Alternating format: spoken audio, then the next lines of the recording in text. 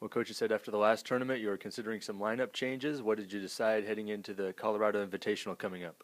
You know, we had some guys qualifying here while we were playing last week, and actually played pretty good.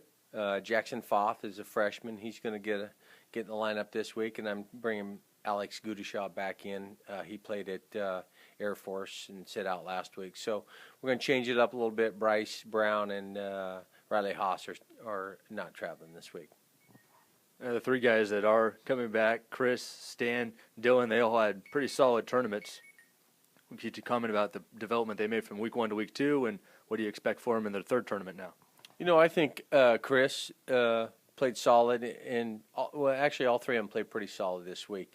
We have to do a better job eliminating the big numbers. Stan had a couple, Chris had a couple, Dylan had one.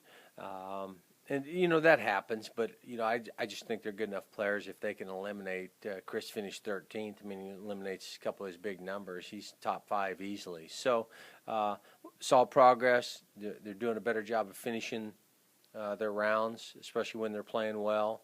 And we'll need to continue to work on that this week as well. Now, a few of these players, notably Chris and Alex, they've been to this course a couple of times. Do you think that'll help them this week? I think so. You know, most importantly for Alex, he gets back home. He knows how far the ball flies. Stan, Dylan, Chris, they all were at Air Force, so they have a pretty good idea of their, you know, how much farther the golf ball flies in Colorado as compared to here. So I think that'll really help. There's some adjustment there.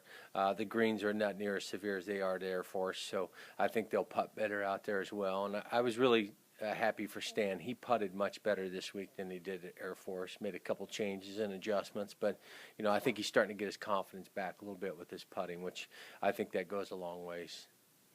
And you have a little bit of history at this course as well, a little bit of success in your coaching history. Yeah, I've played it a number of times myself. I've coached there a number of times. I'm pretty familiar with the golf course.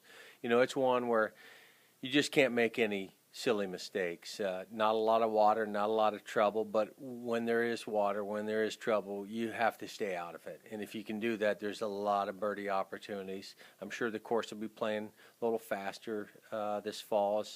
Not as much rain out there, so it'll be firm and fast. And you know, if you can make enough putts, I think that'll be the key, is making putts out there, because it'll be under par winning this week.